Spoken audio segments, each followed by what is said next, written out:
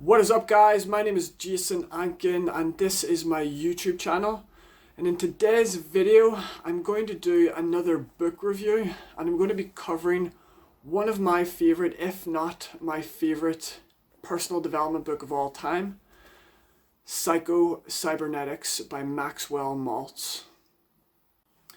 So yes, let's get into this. I've actually covered this book, Psycho-Cybernetics, in two past videos, specifically my top 5 mental performance books and also my top 10 books of all time. But what I'm going to do in this video is I'm going to cover this book in isolation. So this is arguably probably one of my best, if not my favorite personal development book of all time. And it was written by this individual called Maxwell Maltz. Now, what's interesting about Maxwell Maltz is he wasn't really a typical personal development individual. He was actually a plastic surgeon. And what he would do is basically conduct surgery on people. For example, if people had disfigurements on their face, he would correct them. But during his practice, he noticed a strange anomaly. And that was that some people, after surgery, would have dramatic changes in their personality after the surgery, and some people wouldn't. And what Maxwell Maltz hypothesized is, well, if some people are changing and some people aren't changing as a consequence of their plastic surgery, basically he concluded that there must be an internal self-image as well. And that's where he went into a deep amount of research, basically researching human psychology, personal development and stuff like this. And this is where he came up with his theory of psychology, which is called self-image psychology. So yes, Maxwell Maltz's theory of psychology is called self-image psychology, and essentially it is broken down into two parts, hence the name Psycho-Cybernetics. The psycho part talks about the mind, and the cybernetic part talks about the human brain, or what Maxwell Maltz calls the cybernetic system. The book is made up of 15 chapters, and chapter number 1 and chapter number 2 explain Maxwell Maltz's theory of self-image psychology, and the additional 13 chapters are basically strategies, techniques and tools that you can basically use to improve and modify your self-image.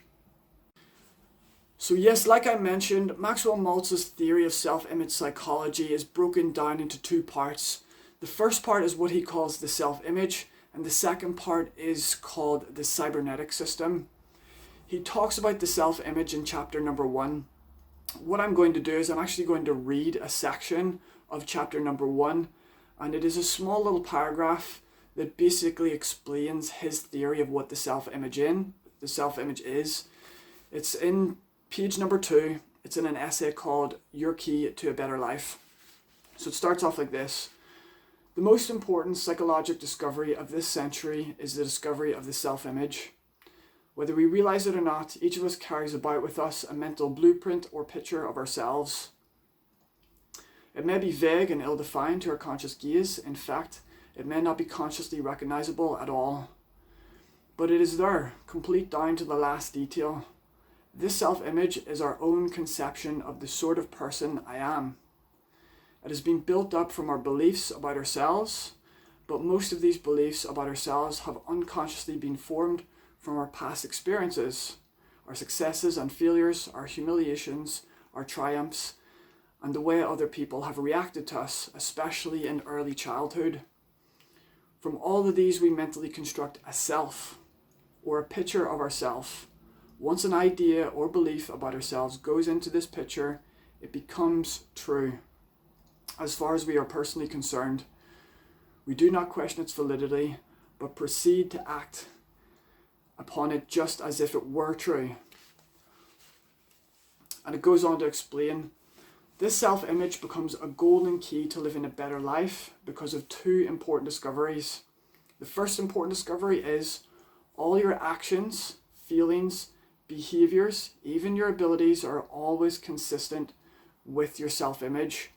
And the second part that he goes on to explain, which is much later on in the chapter, he goes on to say that, number 2, the self-image can be changed.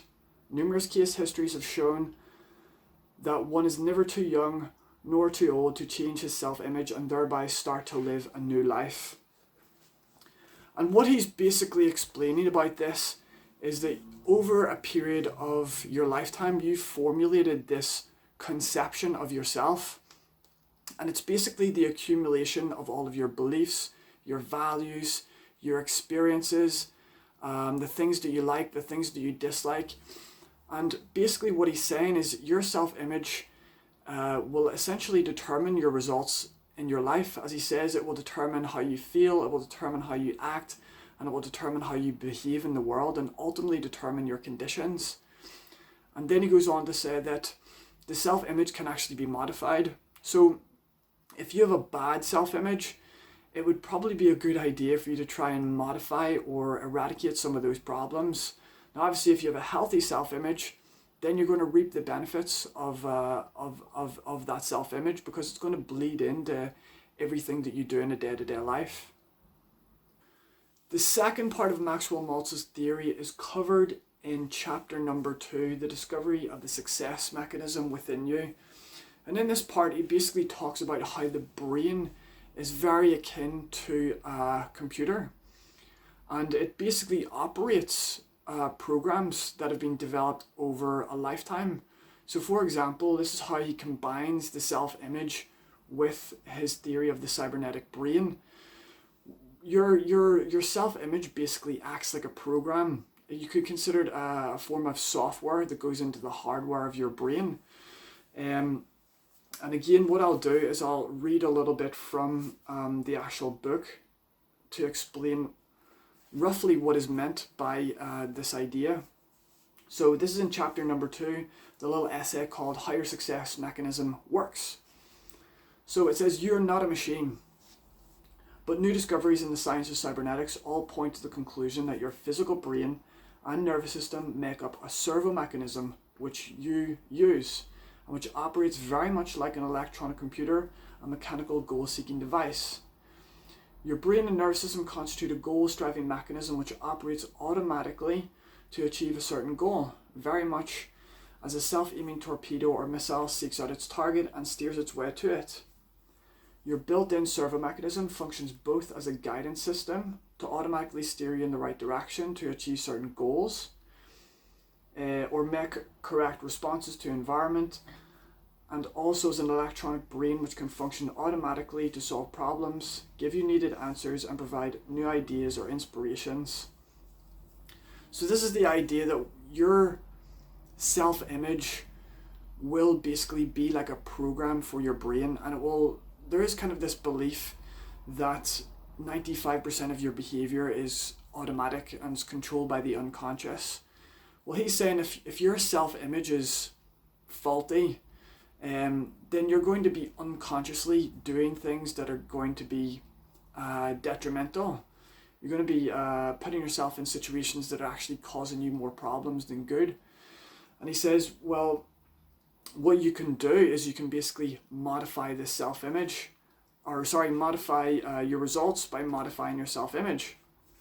And at the very end of the chapter, he gives you a set of principles that you must learn and apply to help you modify. It's how to do skill learning. It's how to learn a new behavior, learn a new pattern of behavior or skill.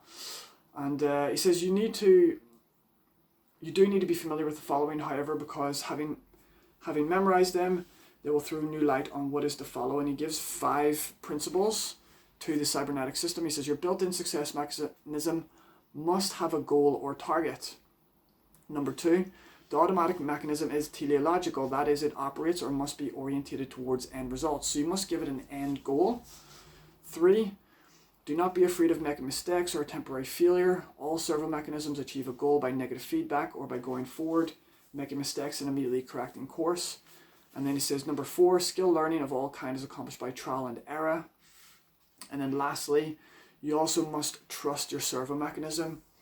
So these 2 things combined, his idea of the self-image and the cybernetic aspect of the brain, formulates his theory of self-image psychology. And if you can modify your self-image, and this is taken over by the creative mechanism or the automatic system of your physical brain, then that will change your results, because like I said, 95% of your behavior is modified, or 95% of your behavior is controlled by the automatic processes of your physical brain, essentially patterns that have been built up over your lifetime.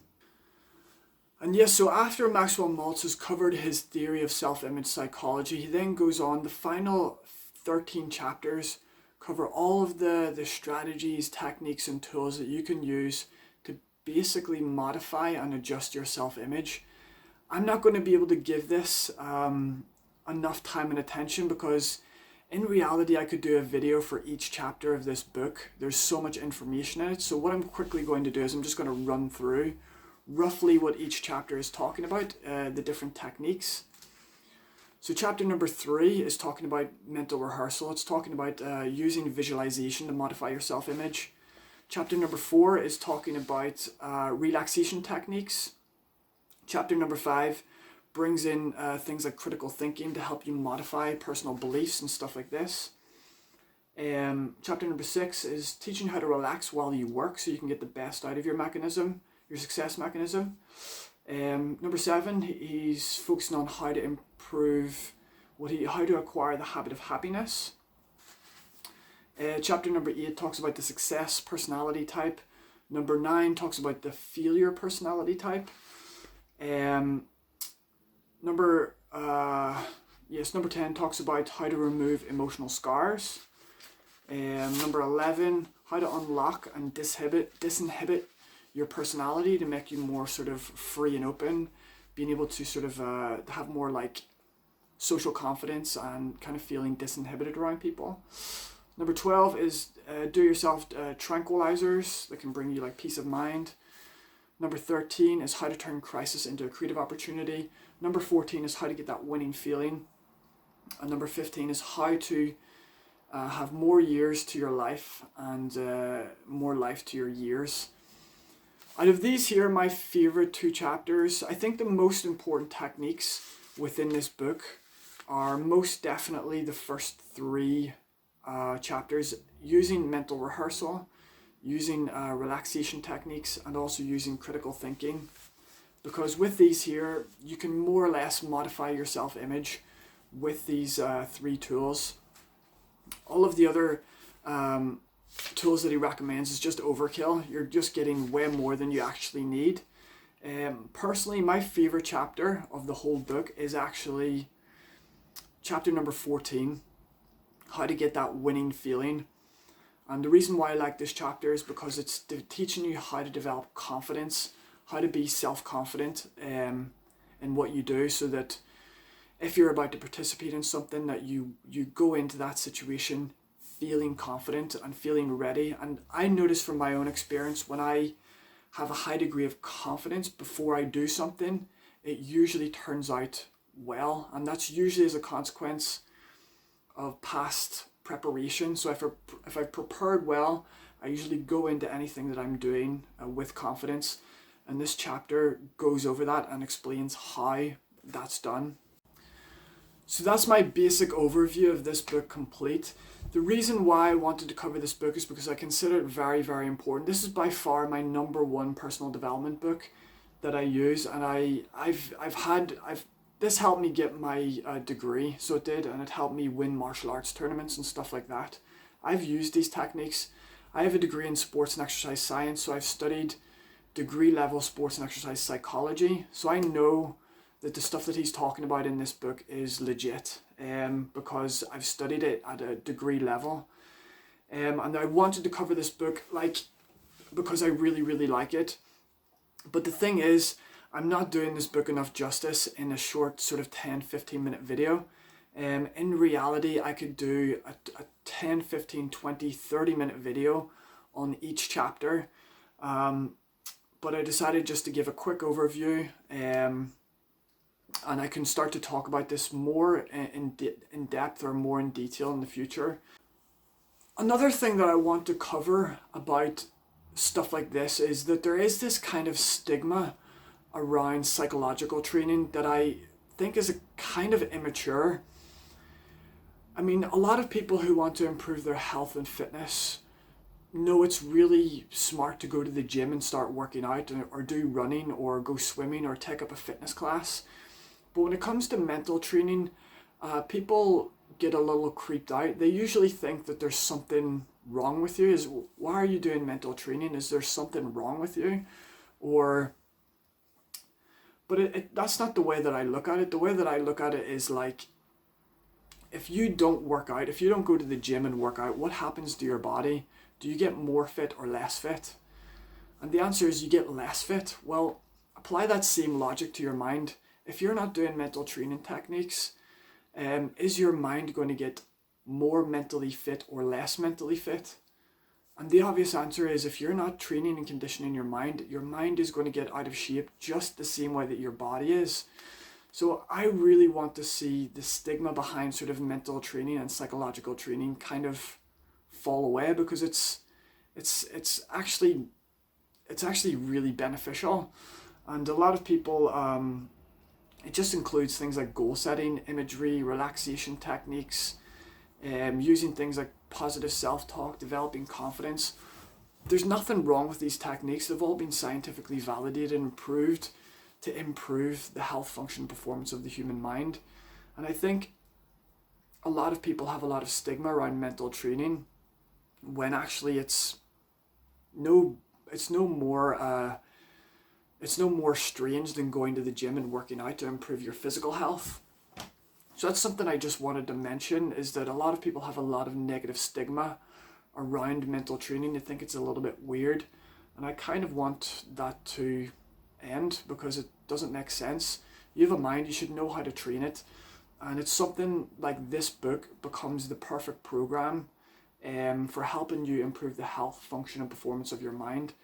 So if you think it's a wise idea to go to the gym and train, you should probably think it's also a wise idea to buy something like Psycho-Cybernetics and practice these mental training techniques, and notice how they improve the health, function, and performance of your mind, which will then bleed into everything that you actually do in your day-to-day life. It's probably something that I might cover in a video at a later date. So that is it, guys. Thank you for watching my video on Psycho-Cybernetics. Bear in mind, this is just a quick overview. There's so much information in this book that I couldn't cover it all. So what this now does is it basically gives me the opportunity to now expand on this more in detail.